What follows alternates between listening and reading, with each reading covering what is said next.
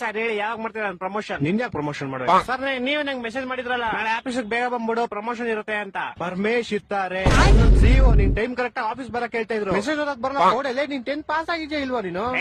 ನಿನ್ ಕೈಲಿ ಬೈಸ್ಕೊಳಕ್ ನಾನು ರಾತ್ರಿ ಎಲ್ಲ ಎದ್ ಕೆಲಸ ಮಾಡಿಲ್ಲ ಇಲ್ಲಿ.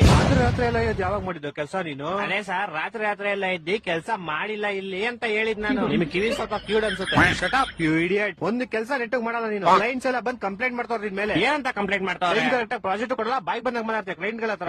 ನಾನೇನ್ ಮಾತಾಡ್ದೆ ಸರ್? ಮೊನ್ನೆ ಗೂಬೆ ನನ್ ಮಗ ಅಂದಂತೆ. ಅದು ನಾನ್ ಅಂದಿಲ್ಲ ಸರ್, ನಾನ್ ಕೇಳಿದವ್ನ. ಗೂಬೆ ನನ್ ಮಗನೇನೋ ನೀನು? ಅವ್ನು ಇಲ್ಲ ಅನ್ಬೇಕಾಯ್ತು. ಅವ್ನ್ ಸುಮ್ನೆ ನನ್ನೇ ಗುರಾಯಿಸ್ತವನೆ ಬೇವರ್ಸಿ ತರ. ಗೂಬೆ ನನ್ ಮಗ ತಾನೆ ಅವನು.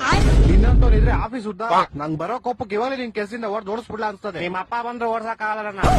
ಯಾಕಂದ್ರೆ ನಿಮ್ಮ ಅಪ್ಪ ಈ ಆಫೀಸ್ಗೆ ಹೆಚ್ಚಾರ ಅಲ್ವಲ್ಲ ಸರ್? ನೀವ್ ಹೆಚ್ಚಾರು, ನೀವ್ ಬೇಕಾದ್ರೆ ಓಡಿಸ್ಬೋದು ನಾನು. ಅಪ್ಪ ದೇವ್ರೆ, ಎಂತ ಗೋಳಿ ಮಗನ್ ಹೈರ್ ಮಾಡ್ಕೊಂಡ್ಬಿಟ್ನಪ್ಪ. ಮೆಸೇಜ್ ಓದಕ್ ಬರಲ್ಲ, ನೆಟ್ ಮಾತಾಡಕ್ ಬರಲ್ಲ, ಕೆಲ್ಸ ಅವ್ರು ಕ್ಲೀನ್ ಆಗಿ ಮಾಡಲಿ.